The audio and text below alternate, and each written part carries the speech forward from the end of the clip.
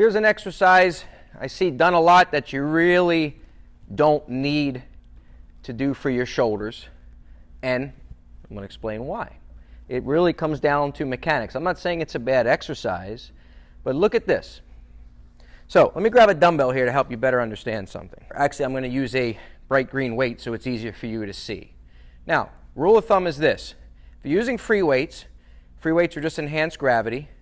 Gravity is your line of force. So you're getting the most work on your shoulder whenever the weight is at a 90-degree angle to your arm, mainly your bicep bone, right? Because that's where you have the least mechanical advantage. So as a free weight, whenever my arm is parallel to the floor is when my shoulder is getting the most mechanical tension on the involved musculature.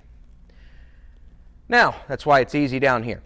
Now, if I lean with a free weight, like this, when my arm is in the exact same position it just was, which was straight out to the side, right, or 90-degree angles to my torso, that no longer is parallel to the floor. I have to go higher to get my arm parallel to the floor, which if I stand up is up there, which means I'm working a little bit more into that shortened range strength zone of my middle delts and probably a little front delt as well. So it's hardest up here relative to the anatomical range of motion when I lean, versus when I'm standing parallel, it's hardest, or standing straight, it's hardest right here. Now, with a cable, it's slightly different because the line of force is now the cable. You're still dealing with gravity, but you're not really overloading gravity with a free weight. So cable is the line of force.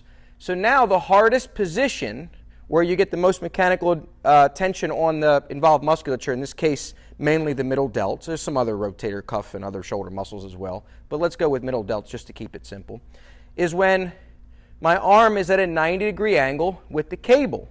So if I'm standing here straight, right there is roughly where you see the 90-degree angle happening here.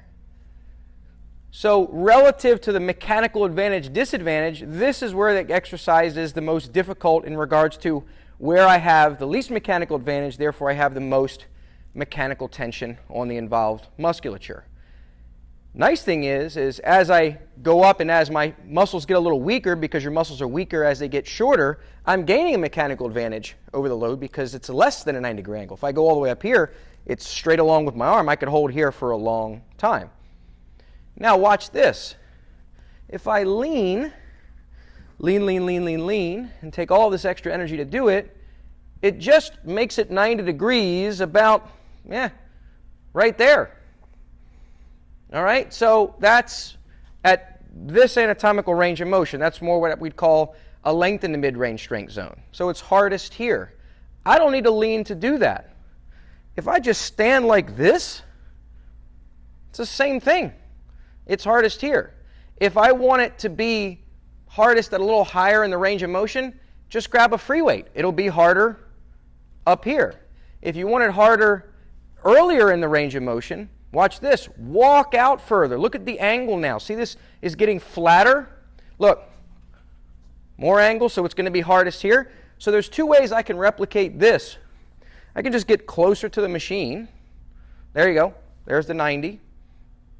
If I want it higher up again, free weights take care of that. And if I want to get tension earlier in the range of motion, where this 90 degrees angle is happening almost right from the jump, right there, that's a 90-degree angle. Now that's the hardest position. All right? So, in summary, if you're not understanding what I'm saying, if you get this really severe angle and you go through all this and you're fatiguing that grip, there's nothing wrong with this. You just don't need to do it to hit that strength zone. So there's that 90-degree angle right there from my arm relative to the cable. Bump, bump. So the question is, what range of motion and anatomical range of motion of shoulder abduction am I in to do that? Well, it's like right there. So that's where it's the hardest.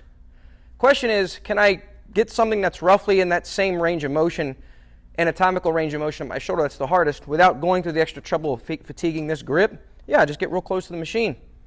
Same exact position. If you leaned more and more and more somehow and got closer parallel to the ground, then it's going to be harder at the top. Free weights take care of that. So again, this whole idea, leaning with the cable, It is definitely not necessary to go through that extra trouble. Now, if you like the exercise and you know some famous bodybuilder who does it, and you know they're a fine combination of American Muscle and Mexican supplements, good for them, good for you. I'm not saying it's bad. I'm not saying don't do it if you like it. All I'm saying is just because it involves a different body angle doesn't mean it's hitting your shoulders differently.